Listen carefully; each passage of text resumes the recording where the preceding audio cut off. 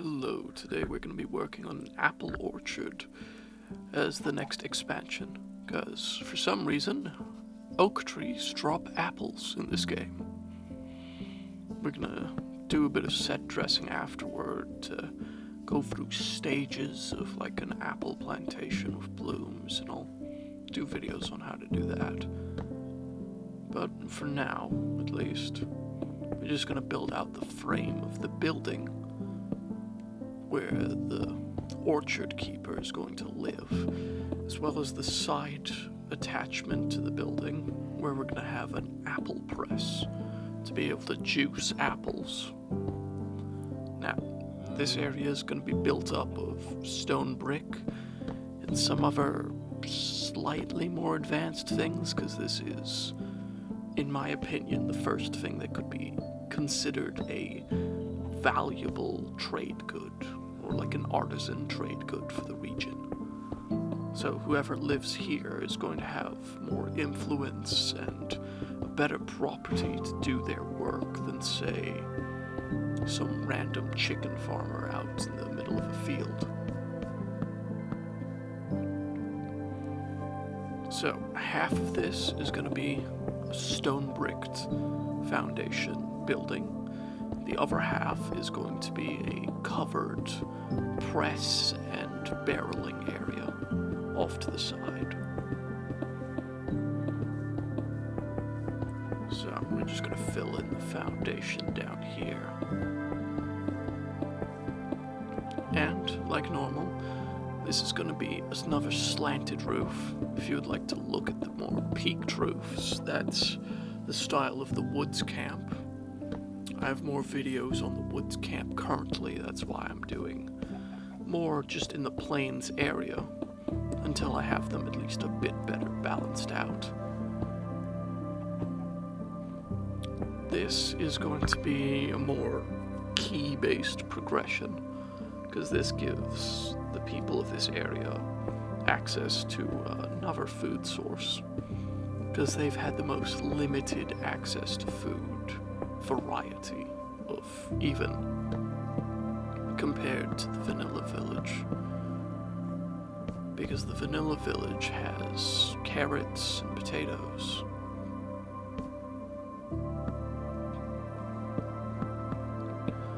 So I'm gonna make a little covered section out in front here. There we go. This is part of the roofing. And then for this one, I'm going to be using another material I haven't used in the plains before. It's going to be full glass blocks. As glass panes and stained glass is substantially more advanced than what's capable for this area. But solid glass block, or what they used to do with a clouded core glass, where they poured it into an iron. They poured smelted quartz into an iron block in order to produce it. There we go. And we're gonna have to have shutters on one of the sides. So, this is gonna take a little bit of trial and error just to get the right type of windows in. We could do shutters on the outside. No.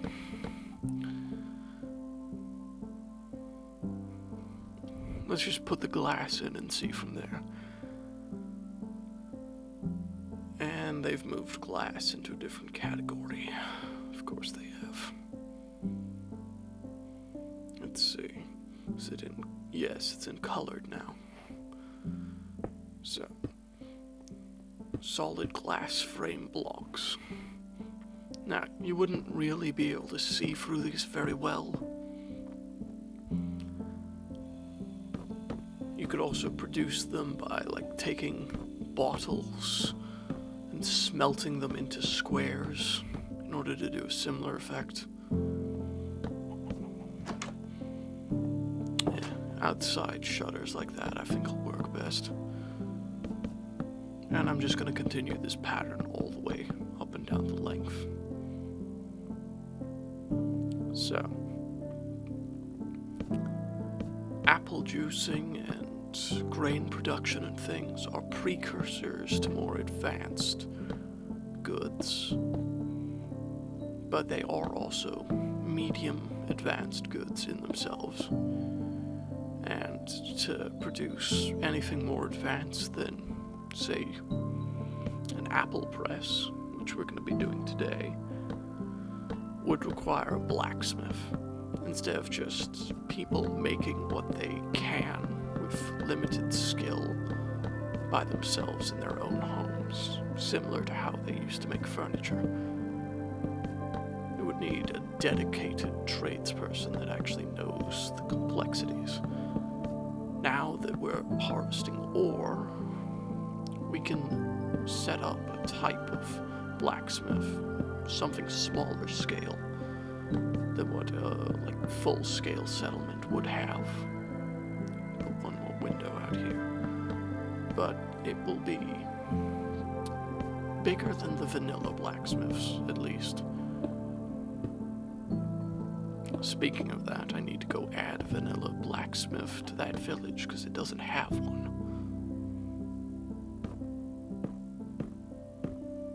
But it'll be after the other two settlements get it, at least.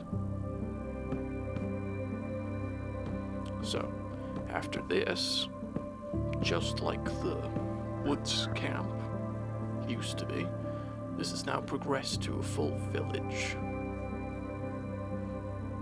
And after a couple more infrastructure buildings and other things, we're going to start with residential properties as well.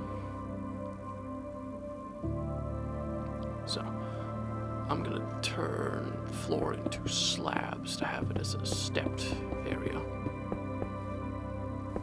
So it matches with the door. It looks correct. I'm going to have the back and left walls as solid, so that you can have the barrels on the back wall, and so there's no risk of something coming in, like rain, from the side wall and causing problems.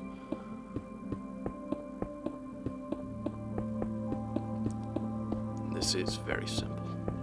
Now, this area does not have a lush cave, I have looked, so we can't have a mossy cobblestone in this area. But it does have a dripstone cave, so if we do end up setting up walls for this area, in the same way we did for the vanilla village, then I'll show you a different method of capping those walls using the dripstone. I'll need to raise this up by a little bit, just to have a fenced-in section. There. And now for the roof. I'll need some stairs for this. Wood is fine. And this is going to be a mostly slab-based roof, so it's going to be a little cheaper than a full block roof, while having the added depth. I might replace the corners of this with full blocks just in order to hang lanterns, or I'll space out a second slab just on each corner to hang lights from there. I'm not certain yet.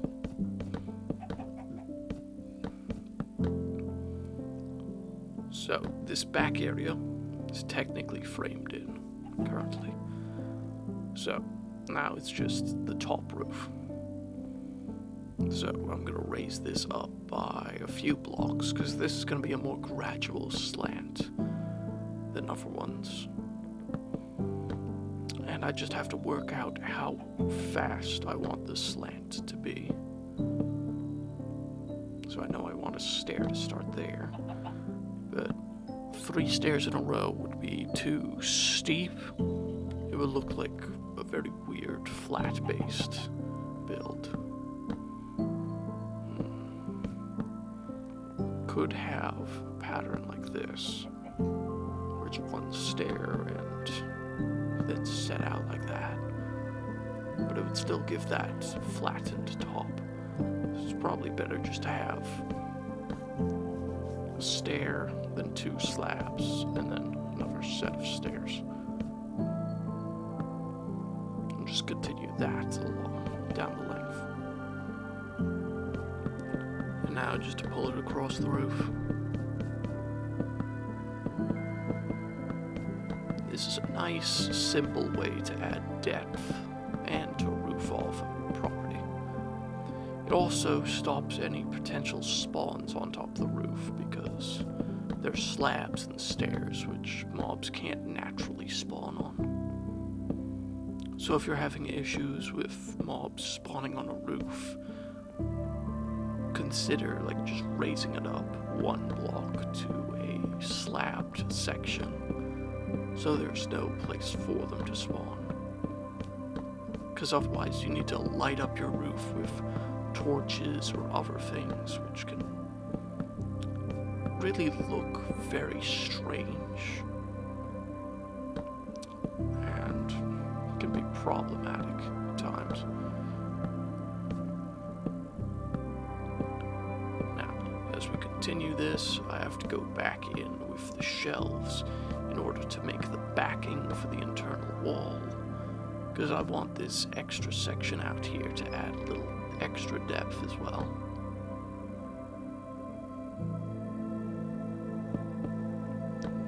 Yeah, this under section here, so it doesn't just look like some flat area.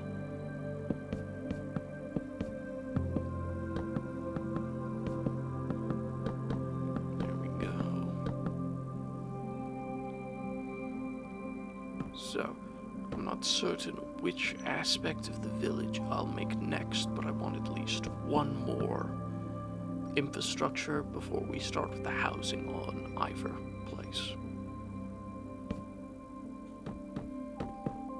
There we go. And this just produces a kind of false wall.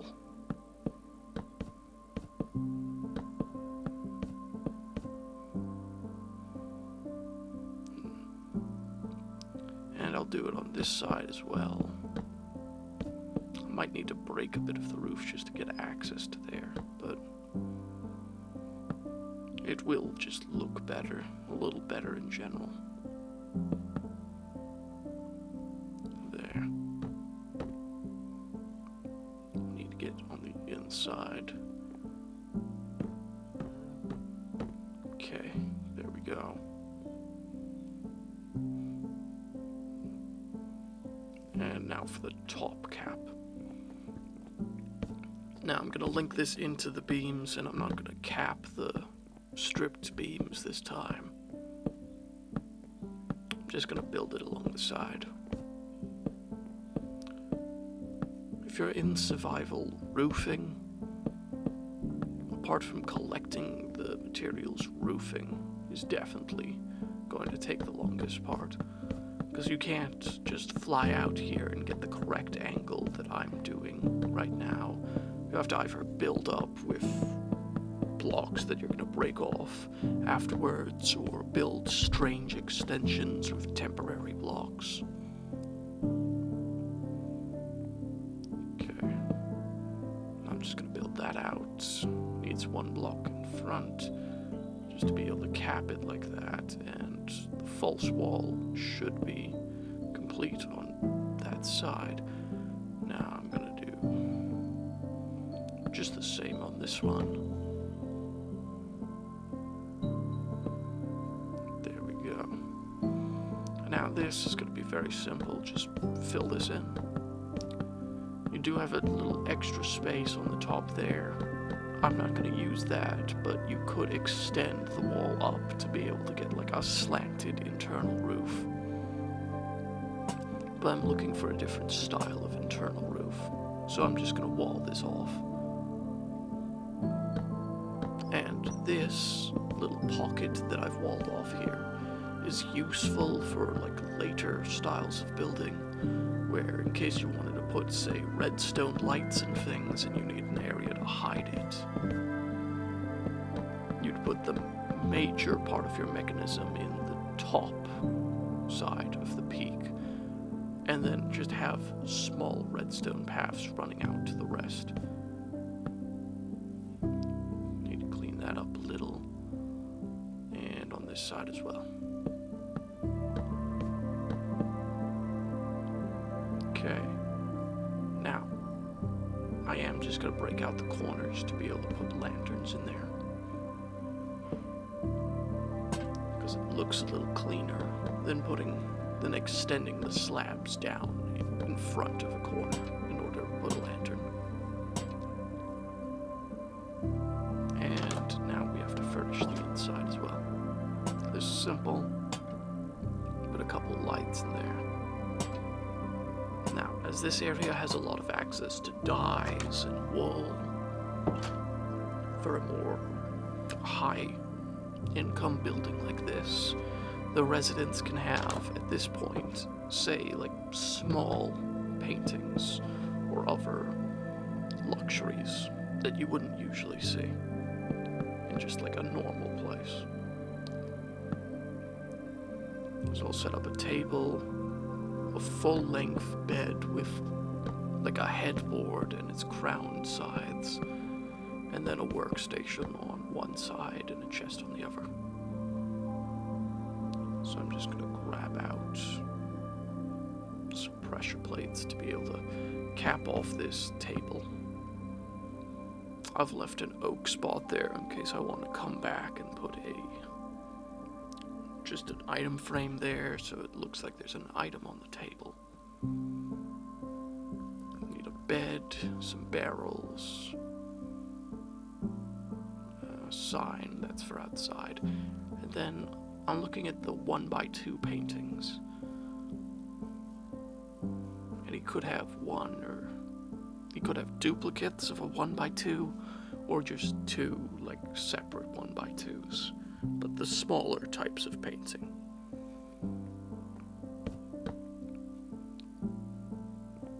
There we go. Put a crafting table and a barrel in this corner. There's a workstation, a chest.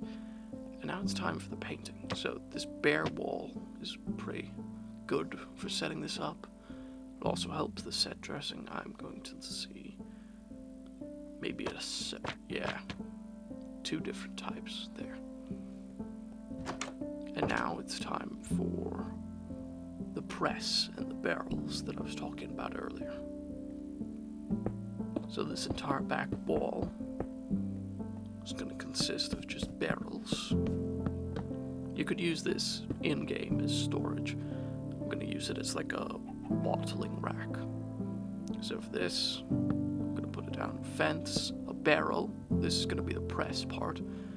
We're going to put down a hopper as the sort of area where you pour the fruit into the piece in order to get it in there.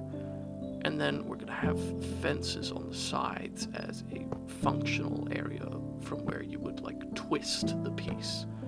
You put pressure on both sides and you twist down the top path. And now, I'm just going to write out apple orchard.